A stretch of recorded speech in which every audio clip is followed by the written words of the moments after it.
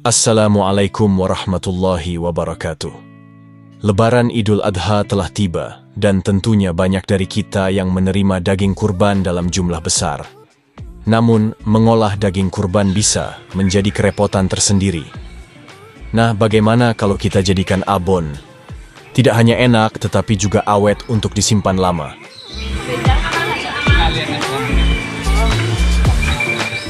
Jangan khawatir bila repot mengolah sendiri.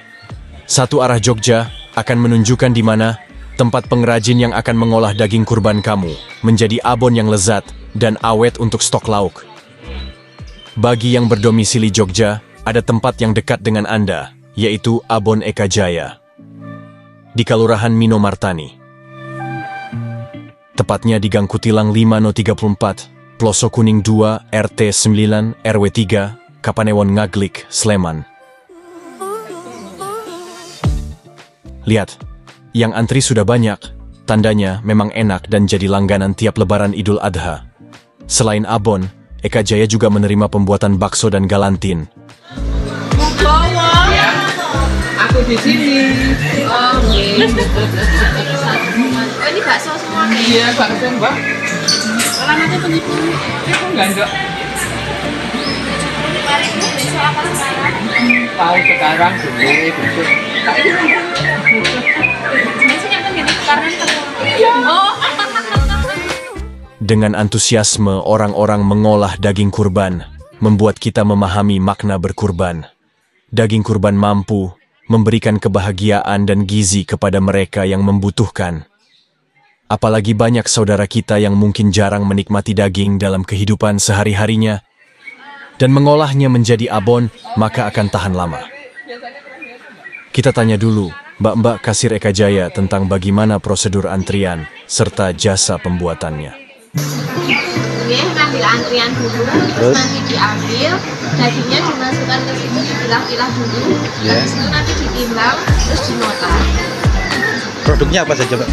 Ada abon, ada bakso, galantin, sama rendang. Ongkos jasanya? Oh, jasanya abonnya 60.000, baksonya 50.000, galantin 60.000, rendangnya 65.000. Apa lagi? Sampun itu kalau buat jasanya, kalau jajanannya di sini. Oh, hariannya tuh?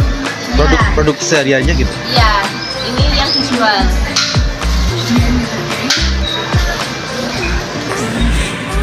Berapa, Mbak? Yang masuk, Mbak? Berapa kilo? Kalau Udah setengah kita lebih. untuk abon? Iya, untuk abonnya. Kalau bakso? Kalau baksonya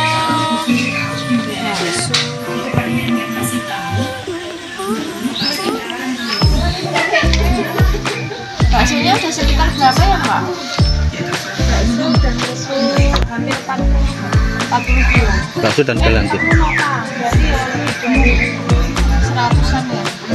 50 kilo mungkin 50. Kalau rata-rata tuh untuk abon tuh, Mas, tiap orang tuh berapa kilo? Macam-macam, ada yang 1 kilo, ada yang 10 kilo, ada yang 19 kilo, macam-macam. Berapa hari baru bebas kan? Kalau abon prosesnya? 3 hari. 3 hari. Kalau bakso? Bakso lebih cepat, mungkin 1-2 hari. Giling sendiri juga? Itu kerja sama teman. Boleh bakso. Ya. Setelah kita tanya tadi, ternyata daging yang akan diolah harus daging segar dan bersih. Artinya harus benar-benar daging kualitas 1, bebas dari gajih dan urat. Daging yang masuk pun masih disortir kembali, untuk memastikan tidak ada gajih dan urat. Sahabat Satu Arah Jogja, yang tertarik untuk mengolah daging menjadi abon dan produk lainnya bisa ke sini. Jadi enggak perlu repot lagi memasak.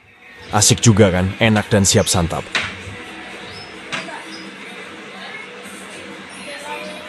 Setelah bersih ditimbang kembali untuk dibuatkan nota. Nota ongkos jasa pembuatan abon atau produk lainnya. Bagian sortir juga memastikan daging yang disortir masih segar dan tidak ada penyimpangan bau, warna, dan rasa. Kualitas daging menentukan hasil dan cita rasa produk abon. Bagian daging sapi dipilih tidak banyak lemak dan serabut jaringan ikat, yaitu bagian paha depan, penutup atau tanjung, gandik dan iga. Karena melalui proses pemanasan panjang dan berulang, maka lemak akan larut dan hasil keringnya menyusut banyak. Ini sudah tanpa lemak itu. Iya, itu yang tanpa lemak udah dipotong-potong siap di Ini yang untuk abon. abon. Iya. Ditambah ini saya.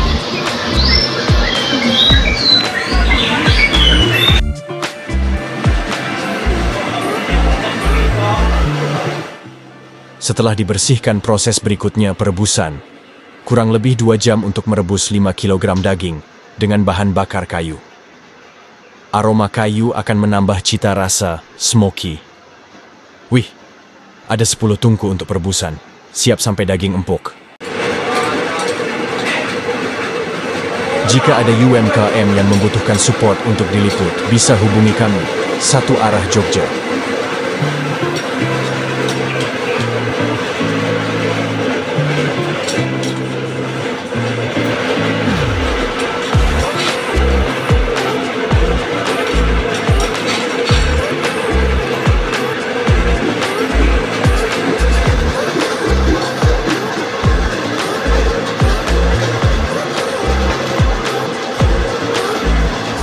Ini nih yang menarik.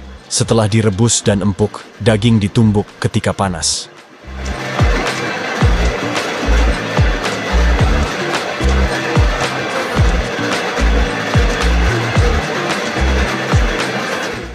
Harus saat panas ya.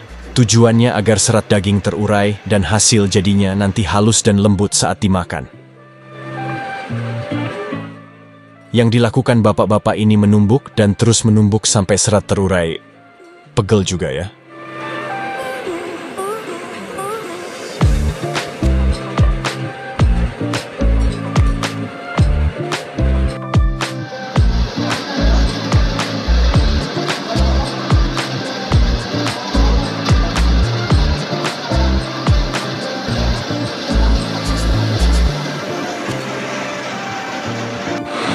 Bukan sekedar ditumbuk saja. Proses penguraian serat daging dilanjutkan dengan penggilingan dengan mesin choppers. Di sini serat akan semakin halus karena ada proses pencacahan, sehingga dihasilkan serat yang lebih kecil dan juga halus. Mantap nih. Pencacahan ini selain memperkecil ukuran serat, daging akan cepat meresap bumbu di proses pembumbuan, yes, dan proses penggorengan nanti. Sahabat Satu Arah Jogja, setujukah kalau Satu Arah Jogja meliput kegiatan UMKM? Rasanya liputan kegiatan usaha seperti ini perlu juga untuk membuka wawasan usaha, wawasan bisnis. Siapa tahu dengan tayangan ini sahabat bisa tambah ide untuk usaha, membuka peluang usaha dan tenaga kerja, insya Allah. Kembali ke proses penggilingan. Jadi proses ini untuk memperhalus tekstur serat pada daging yang sudah ditumbuk tadi. Oh iya, proses ini bisa 2-3 kali. Penggilingan tergantung tekstur daging yang diinginkan. Ini kenapa? Bubur nih Pak, gitu. Bubur nih. Dari hasil penggilingan dilanjutkan proses pemberian bumbu. Saatnya kita tanya ibu-ibu yang sedang membumbui.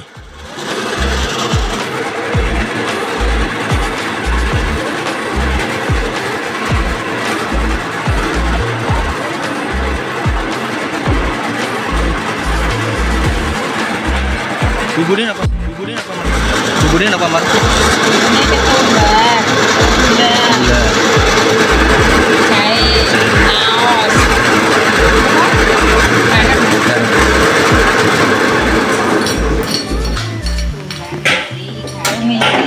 miri, dicampur.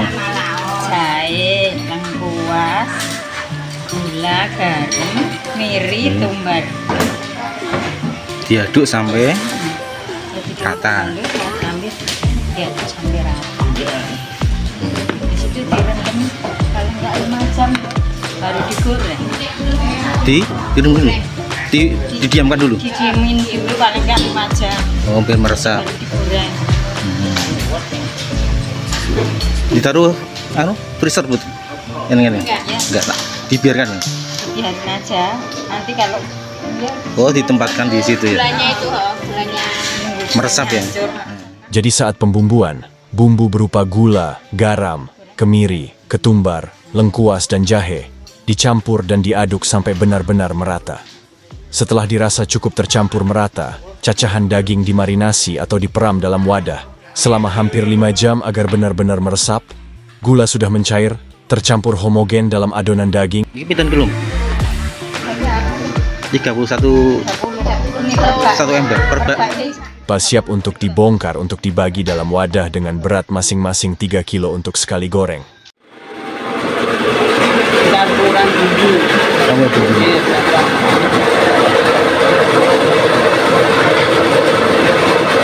Kemudian campuran bumbu kita harus nunggu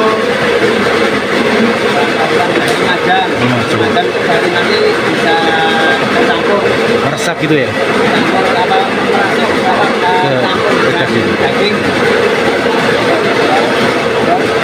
Dari 5 jam kita langsung proses penggorengan.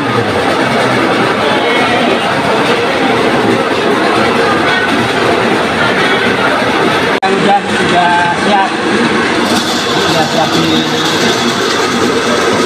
yang sudah dicampur dengan bumbu kita nunggu 5 jam.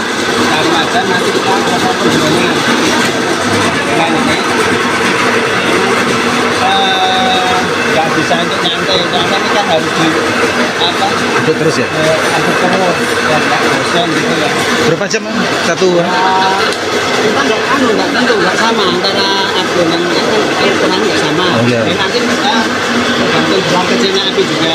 Iya. Tapi kalau udah Sekali goreng itu berapa kilo, Mas? sekitar 3 kilo, 4 kilo. 3 kilo, 4 kilo. Kita nunggu setelah agak kemerahan itu baru kita proses pengeringan. Lama penggorengan kurang lebih 1 jam. Harus sering diaduk dadi bolak-balik karena adonan mengandung banyak gula, sehingga cepat karamelisasi, yang mengakibatkan cepat gosong. Untuk itu, proses penggorengan ini menentukan.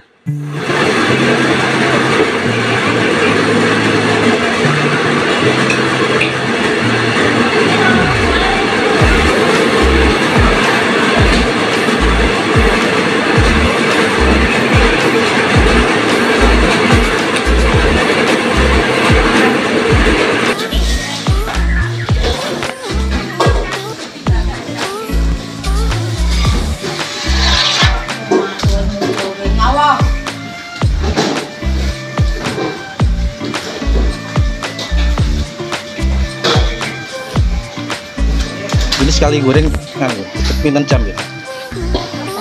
1 kilo, 10 kilo. Ini berapa kilo? 5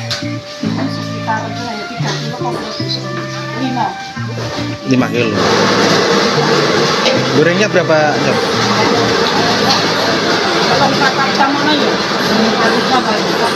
1 jam. Sampai ke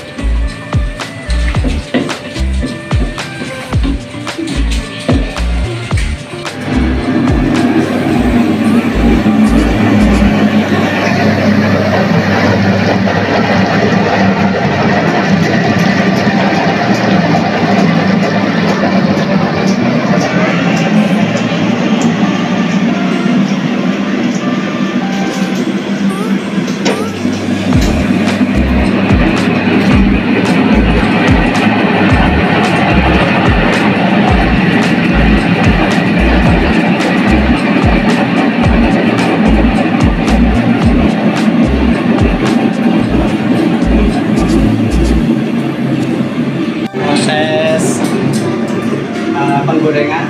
Dari penggorengan kita langsung ke proses spinneringan. Ya.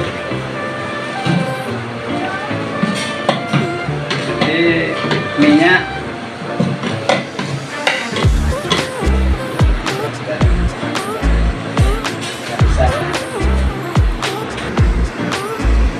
tergantung volume.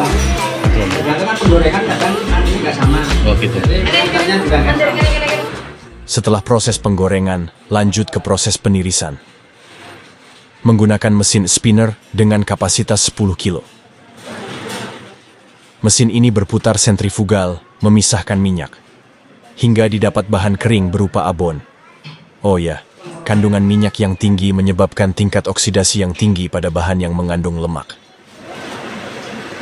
Ini masih panas ya? Panas. Masih panas ya? Nah inilah yang menyebabkan hasil penggorengan tidak bertahan lama, merubah rasa dan bau produk. Nah, setelah pemisahan minyak, abon dari hasil penirisan harus segera dicabik-cabik atau diuraikan, menjadi serat-serat yang terpisah. Selain untuk meningkatkan penampilan produk, proses ini bertujuan agar abon tidak menggumpal, terurai lepas. Mempunyai tekstur yang lembut, garing dan kres, renyah. Dibanding abon dari bahan lainnya, abon dengan bahan daging sapi nampak lebih gelap warnanya. Coklat kemerahan, aromanya sedap dengan rasa gurih kemanisan. Pemanasan atau penggorengan dan penggunaan gula serta garam merupakan pengawet alami untuk makanan. Proses selanjutnya, pengemasan. Abon pesanan pelanggan dikemas rapi dalam plastik dengan berat 200 gram. Ditutup dengan mesin press sealer. Dari 1000 gram daging segar dihasilkan abon kering sebanyak 400 gram. Susut produk dari bahan segar ke menjadi produk abon sebesar 60%. Lumayan juga ya rasionya. Hari ini kemarin udah nyampe nomor urut 300-an Pak. 317. Hari pertama? Hari pertama saya 300.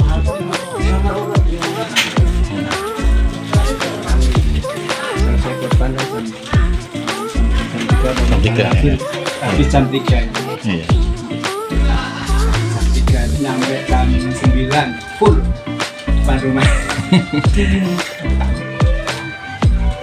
Anu ya, membantu kalau yang punya punya daging tapi nggak punya freezer bantu banget ya. Iya. Mereka yang punya dapat. Iya. Kalau makanan besar itu kan paling cuma tahan paling 2 hari, 3 hari, 4 hari. Iya. Kalau kita abon paling 10 bulan. Tahannya? Iya, 10 bulan. 10 bulan. Kalau 12 itu layak konsumsi tapi warna berubah, agak berubah. Oh iya. Dan tapi masih layak konsumsi. Usaha pembuatan abon ini sangat membantu bagi penerima dan yang berkurban, di mana saat stok daging berlebih bisa diawetkan dengan dijadikan makanan olahan berupa abon. Ini juga sangat membantu bagi yang tidak punya freezer untuk menyimpan daging. Dalam bentuk abon, olahan daging dapat dinikmati lebih lama. Keberkahan kurban. Monggo kalau mau bikin abon bisa pesan di nomor atau garanti juga bisa, bakso bisa, rendang juga bisa. Silakan pesan di nomor 081 903 725 290 Eka Jaya. Sahabat satu arah Jogja, keberkahan suatu usaha tidak hanya milik pengusahanya saja, tetapi juga memberkahi keluarga, karyawan, masyarakat sekitar. Anu, udah berapa lama itu? Tahun kemarin udah kesini. Udah sering kesini. Bagaimana kualitasnya? Ya alhamdulillah bagus. Puas gitu. Tempatnya juga bersih. Kalau nggak puas nggak kembali. Kalau harganya? Harganya ya Standarnya. udah lumrah gitu loh ya sama. Sama. Terima kasih Bu ya. Dan channel kami ini, yang insya Allah bisa terus memberikan inspirasi, membuka wawasan dan pengetahuan. Demikian liputan kali ini, semoga bermanfaat. Mengingatkan akan hadits Rasulullah, sebaik-baik manusia adalah yang paling banyak manfaatnya bagi manusia. Hadits riwayat Ahmad. Jangan lupa juga untuk like dan beri komen yang positif. Wassalamualaikum.